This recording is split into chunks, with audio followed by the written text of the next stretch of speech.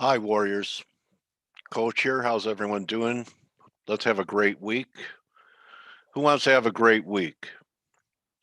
All right. We have to start off with that mentality that we're going to have a great week. And I want to start off talking about the dollar. A lot of moves this week are follow through from last week. Last week was a very big week. Lots of moves. A lot of it had to do with yields that I talked about to set up the week last week. Now we might be getting some corrective moves to directional trades that we had last week. And I want to start off with the dollar here. So, my view on the dollar is that we are going to make new lows for the move, meaning we're going to take out this low, which was, last week's low, this low, and the grand prize. Plenty of stops. Every last dollar bull will be taken out of the market back under this 89.20 level. And I'm believing we could trade an 88 handle before there's a more significant turn in the market. But in the meantime, uh, are we going to go straight there? That's always the question. There's detours in the market and long and winding roads to targets and levels and objectives. And I think that this could be one of them. In fact, put out a short last week at 90.70 that worked okay, covered everything up Monday. And it's because I thought there'd be, you know, uh, some type of rally before we get the big break. And, if you look at a little shorter term chart, right here, we're posting a higher low. So, when you look for trades, why not look for trades that you're right or wrong from an important level? And I'd say that this is a pretty important level. This was on the inflation news last week. We've retraced more than 61.8. I think we're approaching 78.6. But you could try a short in the euro up here, risking the high of the move. I did it last night, posted the trade last night with a 60 pip stop. I'm about BE at this time. Pound is acting a little better, and EG started off higher and it's given it back, rallied right back to resistance. So I'm going with the euro being the preferred short. So along with the dollar, you could buy the dollar right here at 90.25, 90.26, and give it a little tolerance under this low, say about 20 pips. Call it 89.78 and have about a 50 pip risk. And if I'm right, we're going to have something like this from here, and that would take us back to this resistance level of 91.40. And I actually think that we might have a chance to rally back to 92, uh, right up in here, 91.80, before we make new lows in the dollar under the 89.20 level. So between cable and euro unchanged on the day, cable up 9. Although when you look at cable as well, perhaps on this 15-minute chart, it's not as clear, but you look at cable as well, and this was a pullback that we had from 141 and a half, and looks like we have a 1, a 2, a 3 that I think that we could trade back under 140 before we make new highs. So targets in euro are actually back around these lows or underneath them before we get another bout of dollar weakness that perhaps we could shake out some of the euro bulls under 1985 in the days ahead. And you really don't have to risk a lot from here. You risk 60 pips for the potential of 180 or so. Good morning. How are you, Daniel? Fading gold. Okay, that could be a decent trade. Let me take a look at that, Mike. I think we have some divergences on some short-term stuff here. Yeah, see what happens if we get another new high, or this could be a failing rally. You need the yen to stiffen up for this to work. In fact, maybe the yen is a decent buy here. We're getting a little pullback in the yen. Yeah, I've always said this looks like actually a flag. So you could probably buy the yen short gold here, Mike. Something to consider, because if the yen gets back above 109, you have a nice little breakout. Um, the yen is very close to a breakout, so you would need a higher yen to get that gold trade to work. Um, and a dollar rally wouldn't hurt that cause either. All right. One currency that's saying you could be right for some type of pullback is the Aussie. If you look at the my whole screen, you have euro up, you have pound up, and you have Aussie down 20. Actually, the move in Aussie comparatively, this was a pretty weak response to dollar dollar weakness here. Compare this rally in Aussie to the rally you had in cable. Okay, we recovered much more there and even recovered more in euro. We almost got back to these highs. So where is the relative weakness? Relative weakness is in the commodity currencies at this time. I actually think that we could trade down to the 76 level down here before the Aussie's a better buy. And that would argue also for lower prices in commodities, maybe even copper. So that's my take on currencies so far. I'm looking for some type of dollar rally here that we're putting in a higher low. I'm wrong under this low. So on the dollar index, you're risking 40 pips to possibly be there for, 150 or so up to this level, 91.80, 92. So it's counter trend. Last week was with the trend, falling dollar, and this week I'm looking counter trend.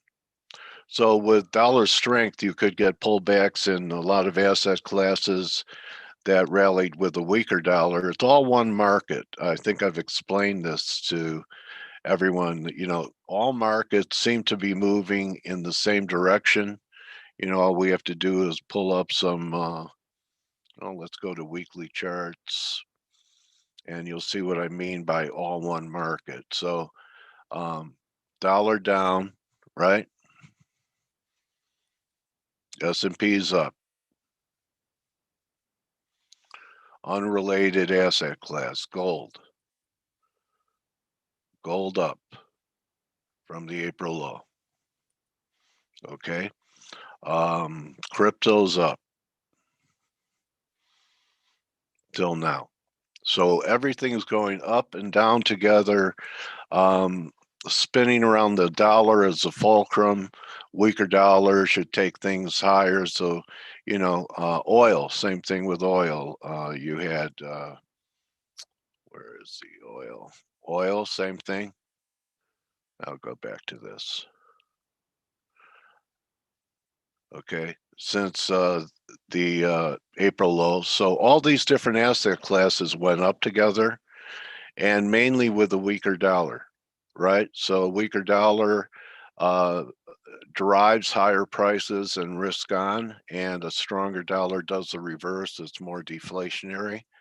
So this pullback that we're getting in the dollar could set up buying opportunities in gold from lower levels and silver from lower levels and S&Ps from lower levels. They're already fighting their way back, the S&Ps from their lower opening. So I believe everyone has my take on the dollar. I think the dollar is going to pull back. Here's my target zone. I posted this chart. I'm not looking for these lows to be taken out. I'm just looking for a little correction, pullback, and look at the confluence on the daily between the 50 and 200. They're at the same price. Sometimes when this happens, it can act like a magnet. Okay, so I'm thinking that we could get a pullback to here in euro, around 1960 or so. That we could get a pullback in cable, maybe back to here, 39.80, just enough to take out this low, kind of a simple A, be C, and then cable could launch again as the dollar rolls over again. US dollar yen, I'm just bullish. There's no reason for me to not be bullish yen. We're knocking on the door of some major breakouts in the yen up here over 111. So I think there's a chance that we do get this breakout in the end. This is your weekly chart. So this is really long-term resistance here. Almost looks like you could have had a false breakout here, but I'll give it the benefit of the doubt that you have this huge triangle in the end here. And I'm constructive in the end for now. The only thing that would make me think that the yen is going to come off would be if I thought yields were done, and they did not make a new high last week. It still looks like they could. We had a nice little pop last week, and you saw what kind of effect it had on the market, even had an effect for lower silver, and eventually turned the dollar even on Thursday, where you had an update in the dollar. So until we break down under 148.5 in the 10-year, I have to go with the bias of long US dollar yen.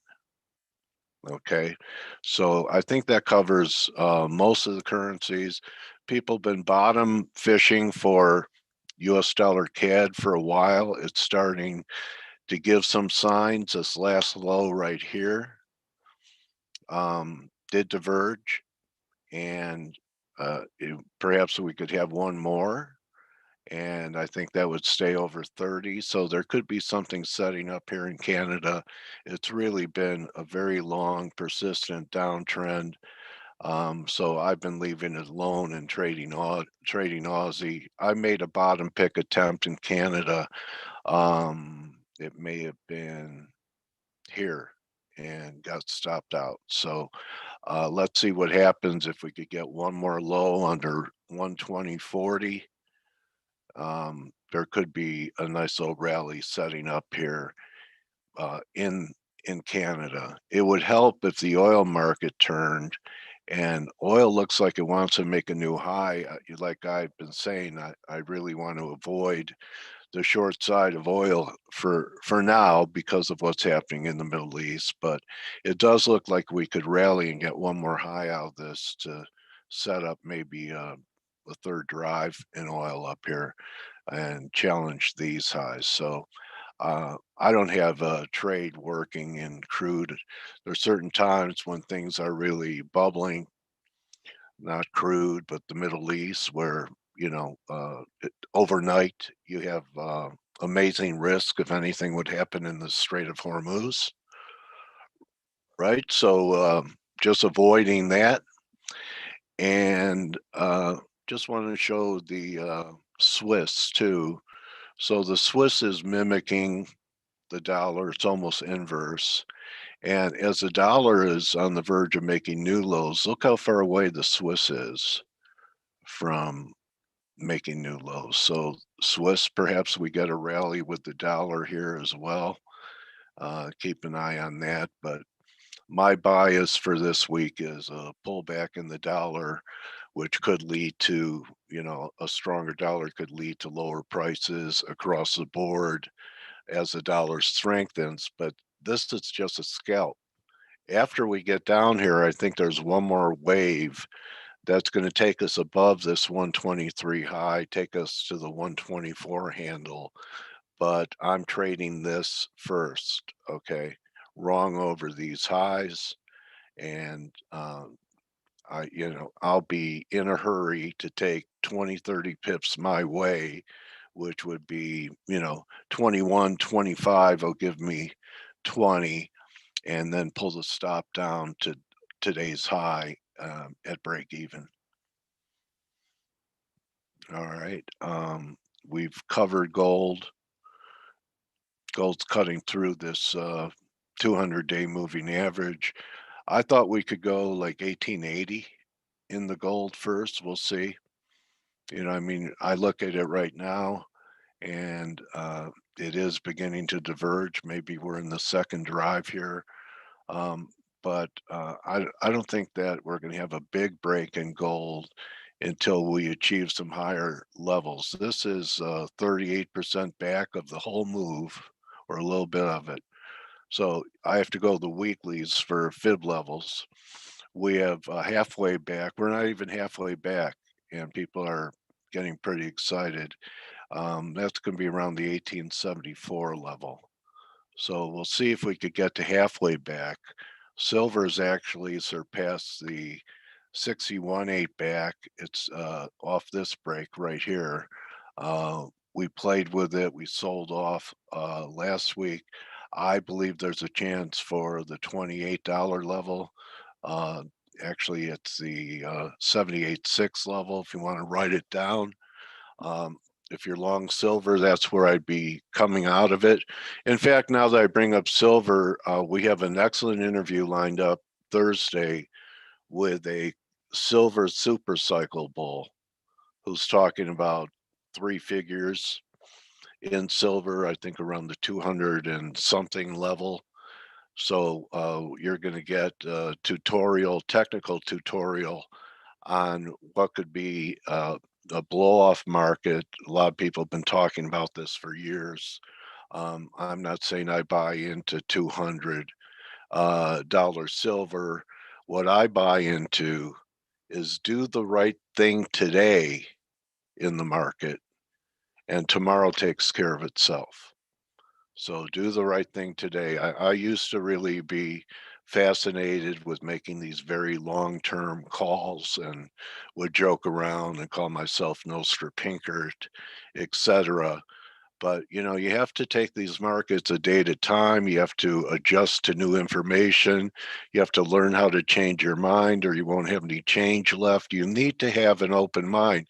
In fact, last week I had an open mind. Everyone knows I was pretty bearish Nasdaq since we went back on the air in early May, and the sell in May and go away worked very well in Nasdaq. In fact, I recommended the SQQs, and they didn't turn till Friday, and not even sure for sure it's a turn, although I believe it is. I don't think that we're going to make new lows at 1040 in SQQ, but I am looking for some more downside for a recommit.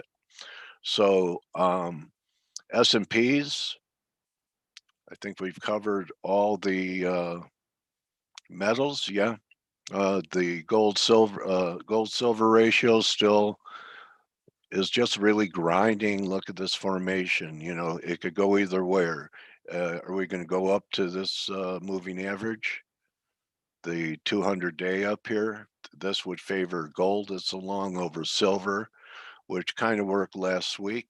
We'll see. Today, they're about the same. Silver has a little better edge on gold, but I'll be looking for reasons to sell it up here in the silver. Okay, and here's the S&Ps. So remember last week the 2-week off number was 41.75, and we closed above it. Today you have this week you have off numbers above the market, so it would be the high close of the move at 42.33. We'll see if we could get to it this week. I know a lot of people think that we may have topped here. I look at this and I could see us, pulling back. I don't know if this is a failing rally and we're just going to fail. I think there's a good chance that this is just going to be a pullback if we get that stronger dollar, maybe back to 4,100, because I think there's a good chance of us printing above this high of 42.44. And before it's over in the next couple of weeks, that we could even see the 43 handle print. We'll see a day at a time. My money's not on it. I'm not short yet, but I'd love to see new highs in the S&Ps and the Nasdaq only get back to the old highs. So I think that is possible. So I'll be looking for that. S&Ps continue to have a better chart pattern than NASDAQ. NASDAQ much weaker on the decline, much weaker on the rebound. So we'll see if the S&P's at new highs at 4,300 plus, see where NASDAQ is on that. Okay, well, I have to take a victory lap on this, guys. Okay, because I was recommending sales in Bitcoin all last week with a $36,000 target, and it was up here.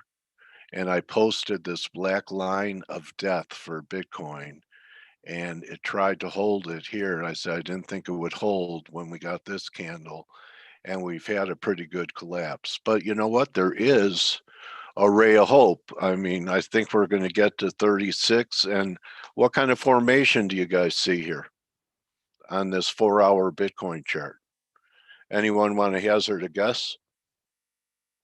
Daniel, you've been watching me for a while. What am I known for? What do I teach? Any guesses? How about this is drive 1 with a confirm low?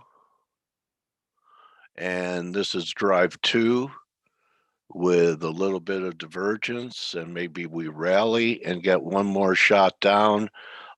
My 36,000 number was predicated on the 200-day moving average, which, you know, has moved up to, you know, about 39,000.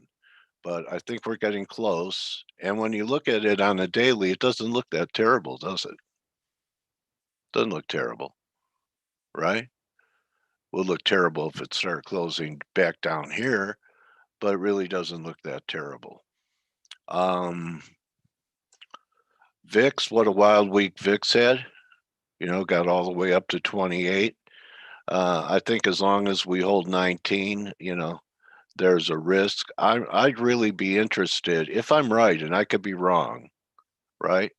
That maybe, you know, this is just a failing rally in S&Ps, and we're going to take out last week's lows. We take out last week's lows, it's going to look very heavy. And that's your daily. There's a lot of open space underneath it. But, you know, we had this rally, so for it to just consolidate this about 140 handle rally, and to me, this looks like a flag. If we hold 4138, 4130, these lows, and then if you tack on 140 from here on a breakout of the flag, it gives you 4314. 4314 would be the number in the S&Ps. Okay, so I think there's a possibility of that happening, and that will happen when the dollar starts to head down again.